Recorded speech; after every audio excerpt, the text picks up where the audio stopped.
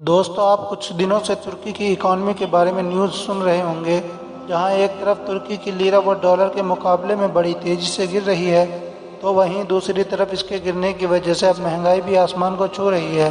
آپ کو بتاتے چلیں، آج سے ایک سال پہلے لگ بھگ 6 سے 7 لیرہ امریکہ کے $1 کے برابر ہوا کرتا تھا، مگر یہ آج بدل چکا ہے اور اب یہ 6 سے 7 لیرہ ڈبل ہو چکے ہیں۔ یعنی اب ترکی کے لوگوں کو امریکہ کے $1 کے بدلے 11 سے 12 لیرہ خرچ کرنے پڑیں گے۔ یہی وجہ ہے، ان تمام پریشانیوں کی وجہ سے اب ترکی کی راجنیتک حالات بھی بدلنے لگے ہیں۔ دنیا کے کئی علاقوں کے مشہور لوگ ترکی میں آنے والے اس مصیبت کا ذمہ دار ترکی کے راشٹرپتی یعنی رجب طیب اردگان کو ٹھہرا رہے ہیں۔ اس کے علاوہ کچھ دن پہلے ہی ترکی کے کچھ علاقوں میں بھی رجب طیب اردگان کے خلاف پروٹیسٹ دیکھنے کو ملا تھا، اور پروٹیسٹ کرنے والے لوگ یہ بتا رہے تھے کہ ان کا پروٹیسٹ گرتی ہوئی کرنسی اور بڑھتی ہوئی مہنگائی کو لے کر ہوا ہے۔ اس کے علاوہ کچھ دن پہلے ہی ترکی کی وپکش پارٹیوں نے بھی وہاں کے کورٹ سے یہ اپیل کی تھی کہ جو الیکشن 2023 میں ہونے والا ہے اس کو اور پہلے کرایا جائے، اور ان سب کا ذمہ دار بتایا تھا صرف اور صرف مہنگائی کو۔ لیکن دوستو، اب سوال یہ ہے، ترکی میں یہ سب کیوں ہو رہا ہے؟ یا صرف اس میں رجب طیب اردگان ذمہ دار ہیں، یا پھر ترکی کے دشمنوں کا ہاتھ ہے؟ آج ہم آپ کو اس ویڈیو میں یہی سب کچھ بتائیں گے۔ سب سے پہلے دوستو، میں آپ کو یہ بتاتا چلوں، وہ نئی پالیسی ہے جو راشٹرپتی رجب طیب اردگان کی طرف سے لاگو کی گئی ہے۔ یعنی راشٹرپتی رجب طیب اردگان نے ایسی نئی پالیسی اکانومی کو لے کر لاگو کی ہے جو پہلے کبھی ترکی میں لاگو نہیں کی گئی تھی، اور رجب طیب اردگان کی طرف سے اپنائی گئی انہی نئی پالیسی کی وجہ سے۔ اور جو سب سے اہم پالیسی ہے وہ ہے سود کو لے کر۔ رجب طیب اردگان اب اپنے پورے دیش میں جس کو بیاج در کہا جاتا ہے اس کو کم کرنے کا آرڈر دیا ہے۔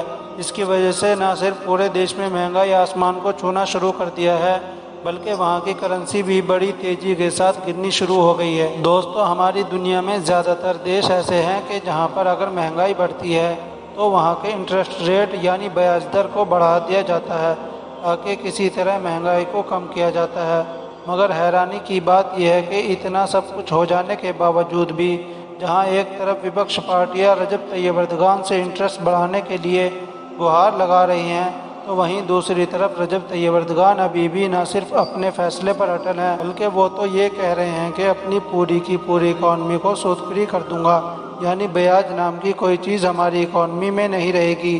اتنا ہی نہیں، ابھی 1-2 دن پہلے ہی رجب طیب اردگان نے کھلے طور پر میڈیا کے سامنے دیش کی وپکشی پارٹیوں کو مخاطب کرتے ہوئے یہ بھی کہہ ڈالا تھا، وہ کہہ رہے ہیں کہ میں بیاج در میں کٹوتی کر رہا ہوں۔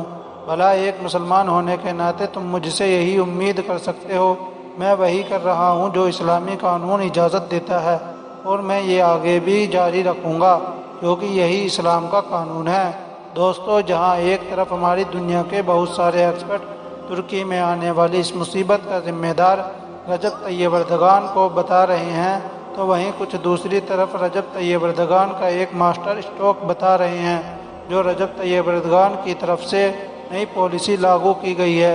بھلے ہی ہمیں ابھی بہت ساری نیگیٹو چیزیں دیکھنے کو مل رہی ہیں، مگر لمبے وقت کے بعد اس کے بہت سارے اچھے نتیجے نکل کر سامنے آئیں گے، اور وہ اس چیز کو ثابت کرنے کے لیے سوئٹزر لینڈ، جاپان اور بہت سارے دیشوں کا ایگزامپل دے رہے ہیں، کیونکہ یہ دنیا کے کچھ ایسے دیش ہیں انٹرسٹ ریٹ کو کم کر کے اپنی اکانومی کو آسمان پر پہنچا دیا ہے۔ تو ان کا ماننا ہے رجب طیب اردگان بھی ان کی جیسی پالیسی کو فالو کرنا چاہتے ہیں۔ اس کے علاوہ اس نئی پالیسی کے ذریعے سے رجب طیب اردگان سن 2023 میں بھی فائدہ اٹھانا چاہتے ہیں، کیونکہ سن 2023 میں ترکی میں الیکشن ہے۔ ہم سب جانتے ہیں ترکی کے ساتھ ساتھ رجب طیب اردگان کو مسلم قوم کا درد دیکھنے والا لیڈر مانا جاتا ہے، اسی وجہ سے سود جیسی چیزوں کو اپنے دیش کی اکانومی سے فری کرنا چاہتے ہیں۔ دوستو، اب لمبے سمے تک کرنسی گرنے کے بعد اب سدھار بھی دیکھا گیا ہے، اور ترکی کی کرنسی نے ڈالر کے مقابلے اٹھنا شروع کر دیا ہے۔ فی الحال آج کی ہم اس ویڈیو کو یہیں ختم کرتے ہیں۔ ویڈیو پسند آئے تو لائک، شیئر اور سبسکرائب کر دیں۔ پھر ملتے ہیں ایک نئی ویڈیو کے ساتھ، تب تک کے لیے خدا حافظ۔